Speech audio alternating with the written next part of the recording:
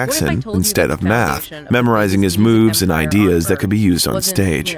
I grew up hearing this particular scripture from James 2:17. Faith without work is dead.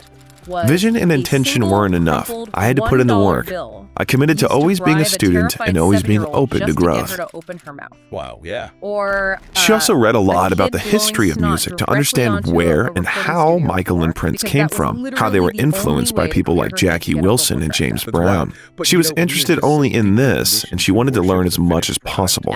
At that time, all the songs for Girls' Time were written by Tony Moe, a famous songwriter. But from the very beginning, he promoted the idea that girls should learn to write texts on their own. We had this exercise. We gathered the girls in a room, each had a pen and a notebook, and had to write at least a few lines. Time passed, and one by one the girls gave up and left the room. When I came back, there was only Beyoncé with the finished text. Everyone else tried too, but Beyoncé took her work very seriously for a child. Even then, she wrote good lyrics, taught other girls parts as she wished, and also constantly sat next to sound producer Lonnie Jackson. She memorized his work and constantly asked about the meaning of certain buttons and wrote the answers in her notebook. And honestly, kind of ruthless foundation of Beyoncé's early career. Okay, let's unpack. At the beginning of 1991, the girls were organized for the first session in their life in a professional recording studio. Ironically, Beyoncé had a congested nose that day, which made her voice sound different. In fact, the problem with the sinuses would haunt her for the rest of her life. Her bandmates recalled that she had a really stuffy nose all the time, and it was a constant problem. Right in the studio, Beyoncé would put a piece of paper on the floor, stand over it, and then just blow snot. Beyoncé, it's just disgusting, shouted everyone who was nearby, and she laughed and answered, I know, but if you want me to sing today, just put up with it. On that day, they recorded a song called Sunshine, which would later become their signature and first hit.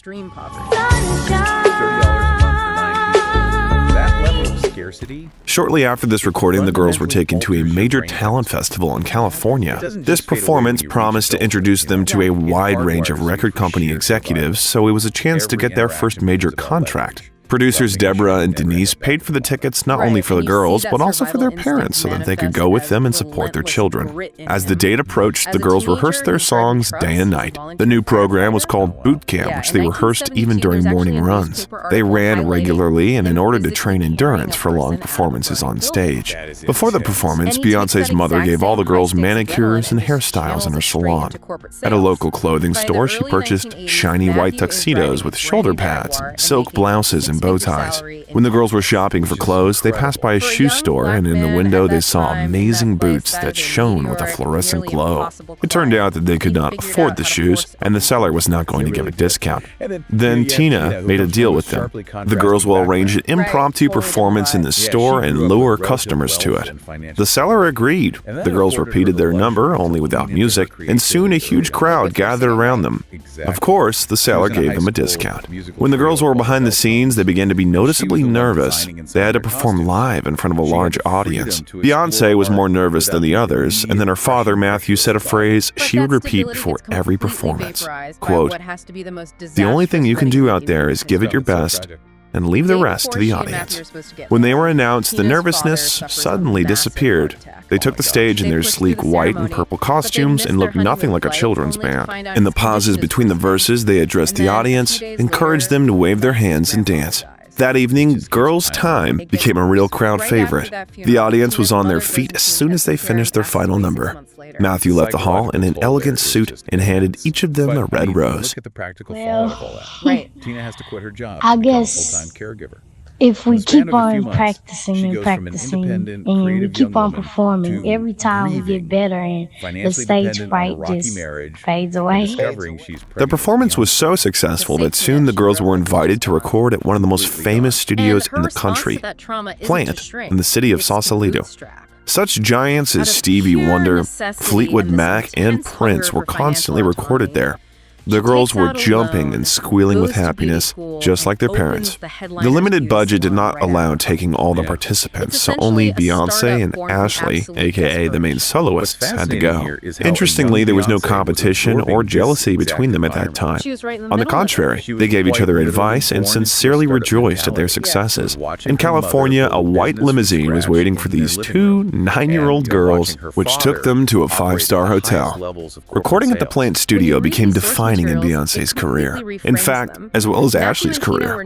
Tony Mo wrote the song Blue Velvet for the girls, which had a complex melody and a fairly fast beat. Even an experienced vocalist would not immediately be able to master this composition, not to mention children. In fact, Ashley faced problems at the start of the recording. For several hours in a row, she tried to tame Tony Mo's composition, while Beyoncé sat on the other side of the studio and was nervous. She was annoyed that Ashley was messing around for so long since they had so many more songs to record. Then the producers decided to try a different approach and let Beyoncé take the microphone. It was immediately apparent that she knew what to do with a complex arrangement, and in about 15 minutes, Beyoncé recorded Blue Velvet. We're talking about someone who now commands 80,000 screaming fans. After this recording, Beyoncé became the central figure of the band. The heads of the recording companies began to be interested specifically in her. Ashley took a back seat and received only a few small parts. Many were also interested in Latavia, who was also brought to the studio later to record rap parts for the finished songs. One of their producers, named Arnie Frager, sent the girls' recordings to Prince himself, with whom he had worked with in the past.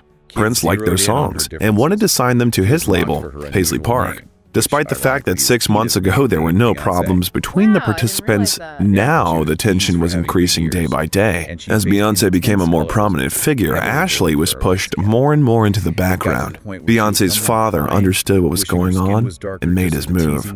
He met with all the executive producers and was straight and forthright. Realizing that his daughter was becoming the star of the band and that everything would fall apart without her, he declared that he wanted to take part in managing the band. It was an ultimatum. For some time, the producers seriously thought it would be easier to get rid of Beyoncé, but the majority was against it. In the end, everyone agreed.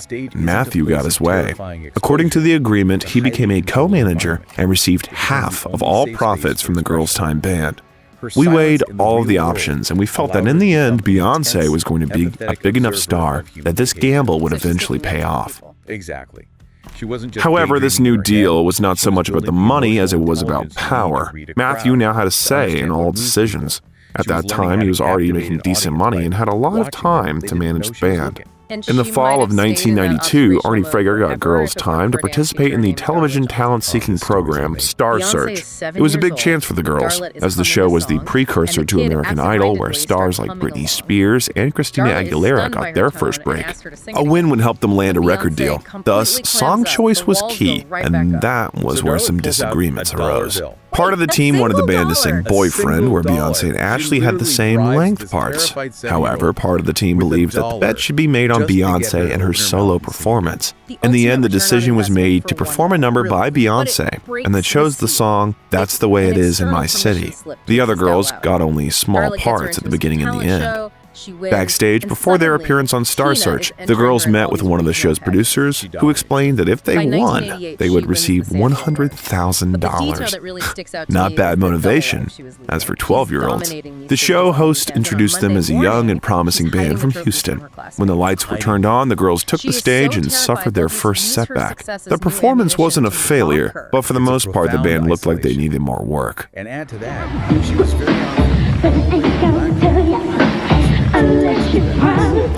They got 3 out of 5 stars and went home broke. More than the girls. Only Matthew was saddened by the defeat. After the performance on Star Search, Matthew approached the presenter and asked what he could advise the girls. He answered a banal thing, but it was said in time. The presenter said that during his life he saw many children's tears on the stage, but success is achieved by those who do not complete the journey at the first failure. After the performance, Matthew realized that he should devote even more time to the band. Therefore, at the end of 1992, he dared to quit his high-paying job to devote himself fully to his daughter's band. Moreover, he enrolled at Houston Community College and enrolled in 3 courses in management related to show business. Also, after this performance, radical changes took place and Ashley left the band. For a long time, she felt that she was given much less attention, and her parents saw the same. The other girls tried to protest her dismissal, but nothing worked out, and the girls realized for the first time what a cruel place show business was. After she left Girls Time, Ashley continued to work with Tony Moe and recorded at least 40 more songs with him. In 2004, she auditioned again for the Star Search show and failed again. However, she would soon begin working with Prince, and in 2006, she would tour with him promoting his album 3721. For this album, she and Prince co-wrote the Grammy-nominated song Beautiful, Loved and Blessed. Her place in Girls Time was soon replaced by another girl named LaToya Luckett. Manipulate the crowd's energy, how they breathe while spinning. It's analytical. It's exactly the like updated lineup and the failure of the talent show prompted a name change. After much thought, Girls Time became something fresh. Around this time, a producer named Daryl Simmons, the CEO of his own company, Silent Partner Productions, began to show interest in the band. He already had several successful projects, so he was actively looking for new talent to produce. The agreement with Silent Partner was signed and concluded on June 11, 1993, but the album release was not yet discussed. First, they had to perform on a big stage. At that time, the girls rehearsed a lot in Atlanta in Simmons' huge house. He turned it into a rehearsal base where the girls not only prepared their numbers, but also simply lived. The rehearsal schedule was so grueling that everyone had a nervous breakdown from time to time, but it paid off. The performance was impressive and much better than the previous one, but the main thing is that there were many people from different record labels in the audience. Simmons expected the phone to be bursting with good deals, but that didn't happen. Instead, he was criticized the fact that the girls looked too mature and appeared in revealing outfits, which was not very appropriate given their age. Nevertheless, Sylvia Rhone, chairman and CEO of Elektra Records, took an interest in the band. In the 80s, the Los Angeles Times called her, quote, the most influential woman in the music business, for good reason. Sylvia offered them a very good contract that included money to work, record songs, pay producers, and just keep everyone living in Atlanta. Unconditional joy quickly turned to disappointment when it turned out that the label only wanted a 4-person band. They wanted Beyoncé, Kelly, LaToya, and someone else. Nikki, Nina, and Latavia had to audition to get the final spot. In the end, Latavia got it, and Nikki and Nina left the band. Soon they also left show business, entered college, and became school teachers. They got married, had children, and they haven't talked to Beyoncé to this day. The updated band was renamed again. This time, they were called The Dolls. By early 1995, the songs were finally finished for Elektra Records, but the label was still dragging their feet on releasing them. Sylvia did not really like what the girls came out with and considered the material to be mediocre. In addition, Beyoncé's father called her every day and asked why nothing was happening. He was impatient, and this partly played a role in the fact that the label refused to release the songs. After hearing the news, the girls even went to the office on their own to talk to the label representatives, but they also failed to convince them.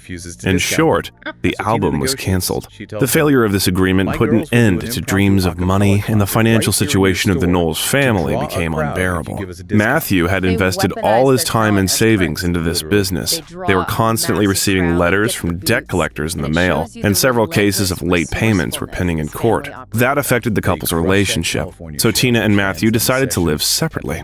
Tina took Beyoncé and Solange and moved into another house. Since money was not good, Tina worked in the salon more than ever.